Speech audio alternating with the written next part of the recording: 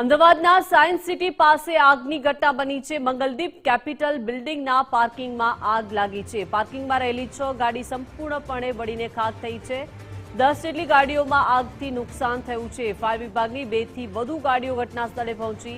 Car વર્કશોપની ગાડીઓ પાર્કિંગમાં હતી અને પાર્કિંગમાં આગ લાગવાનું કારણ અકબંધ છે। જોઈ શકાય છે આ પાર્કિંગના દ્રશ્યો છે જ્યાં એક સાથે ગાડીઓ પાર્ક કરેલી હતી અને શરૂઆતમાં એક ગાડીમાં આગ લાગી અને ત્યારબાદ આ આગની ઘટના આજુબાજુમાં પણ પ્રસરી ગઈ અને જોતજોતામાં આખો કાર વર્કશોપની ગાડીઓ જ્યાં પાર્કિંગ કરેલી હતી ત્યાં આગે વિકરાળ સ્વરૂપ ધારણ કરી લીધું છે। પાર્કિંગમાં આગ લાગવાનું કારણ શું છે તે હજુ કારણ અકબંધ છે।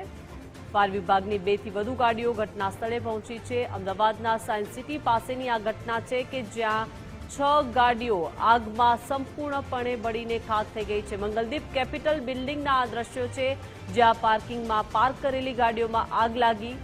પાર્કિંગમાં રહેલી 6 ગાડીઓ સંપૂર્ણપણે બળીને ખાખ થઈ ગઈ છે। એક સાથે 10 જેટલી ગાડીઓમાં નુકસાનના પણ અહેવાલો છે। ફાયર વિભાગની 2 થી વધુ ગાડીઓ અત્યારે ઘટના સ્થળે પહોંચી છે। આગ પર કાબુ મેળવવાના પ્રયાસો હાથ ધરાયા છે પરંતુ આગ કયા કારણોસર લાગી તે કારણ અકબંધ છે। અમદાવાદના સાયન્સ સિટી પાસે આગની ઘટના બની છે અને આગના ધુમાડાના ગોટે ગોટા આકાશમાં દેખાઈ રહ્યા છે। મંગલદીપ કેપિટલ બિલ્ડિંગની પાર્કિંગના આ દ્રશ્યો છે જ્યાં પાર્ક કરેલી એક સાથે ગાડીઓ પર આગ લાગી છે। 10 થી વધુ ગાડીઓને નુકસાન થયું છે જ્યારે 6 જેટલી ગાડીઓ સંપૂર્ણપણે બળીને ખાખ થઈ ગઈ છે। વધુ માહિતી સાથે સંવાદદાતા સંજય જોડાઈ ગયા છે। સંજય, પાર્કિંગમાં એકાએક આગ લાગી છે, 6 ગાડીઓ બળીને ખાખ થઈ ગઈ છે, શું પરિસ્થિતિ અત્યારે અને કઈ રીતે આગ લાગી? બિલકુલ, આગ લાગવાનું કારણ હજુ સુધી અંકબદ્ધ છે પરંતુ 10 જેટલી ગાડીઓને નુકસાન છે। 6 ગાડીઓ સંપૂર્ણ રીતે બળીને ખાખ થઈ ગઈ છે અને બાકીની 4 થી 5 ગાડીઓને અંશતઃ નુકસાન છે।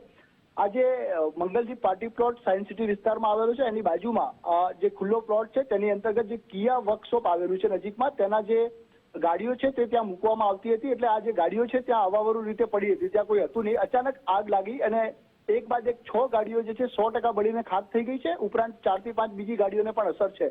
ફાયરની 2 થી વધુ ગાડીઓ ત્યાં પહોંચી હતી ને આગને કંટ્રોલમાં લીધી હતી, કોઈ જાનહાની છે નહીં પરંતુ આ જે ગાડીઓ ત્યાં પડી હતી તેની અંતર્ગત કઈ રીતે આગ લાગી તે હજુ ખ્યાલ આવી શક્યો નથી, તે શોધી રહ્યા છે પરંતુ મહત્વનું એ છે કે 10 જેટલી ગાડીઓ બળીને ખાખ થઈ ગઈ છે। જી સંજય, આભાર વિગત સાથે જોડાયા તે બદલ।